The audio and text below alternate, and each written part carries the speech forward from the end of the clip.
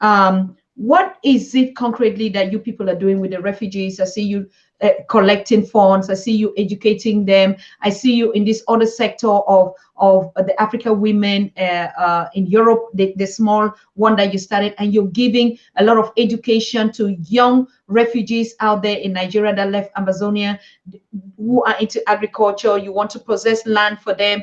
How do you manage the activism and the education and even buying things in other sectors?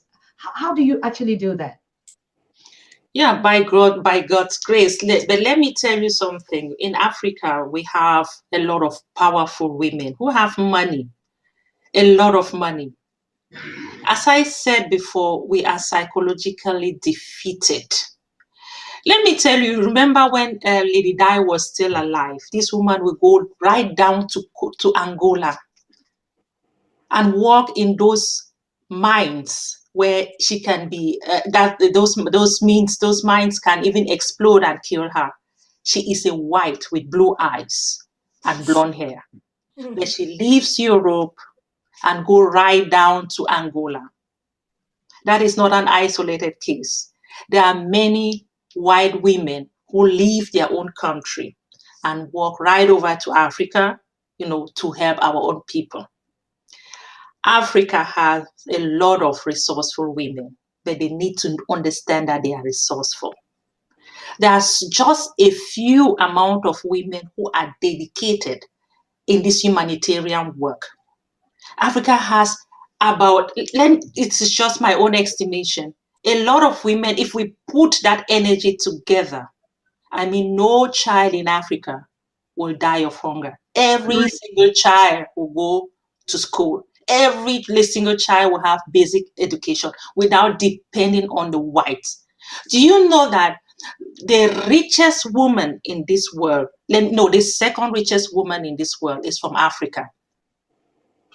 That is this woman, Dos Santos from Angola, with worth 2 billion US dollar.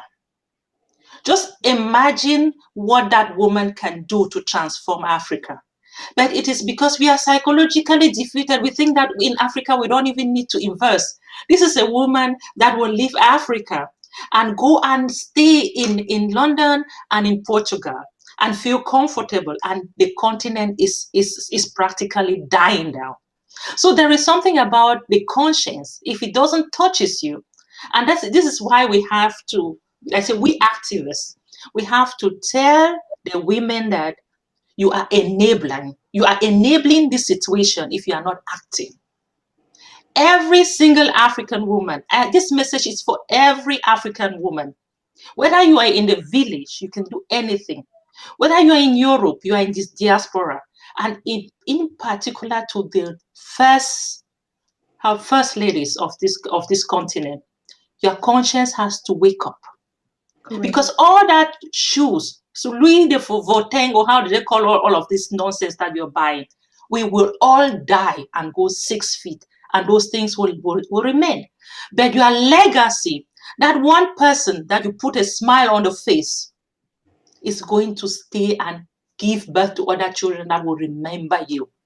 So I am calling on all the African women.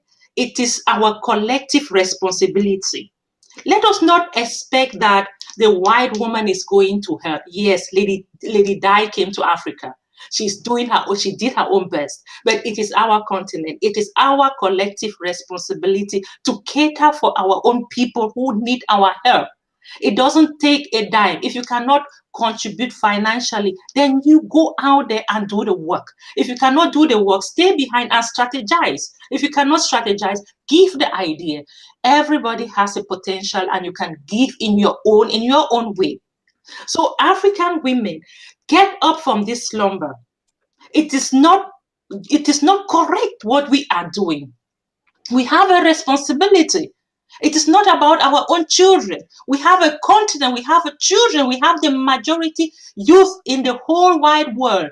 African continent has 75% of youth. They are all drowning in the Mediterranean Sea. They are all being killed by the dictators. They are all perishing because of hunger. And we are there sitting and lamenting that the white is suppressing us. What have we done? I've gone through history. I've only seen with Winnie Mandela, whom we can quote. This is a woman who has been fighting for human rights. Tell me another woman in the African continent that you can see this woman has been out fighting for human rights. You won't see one single.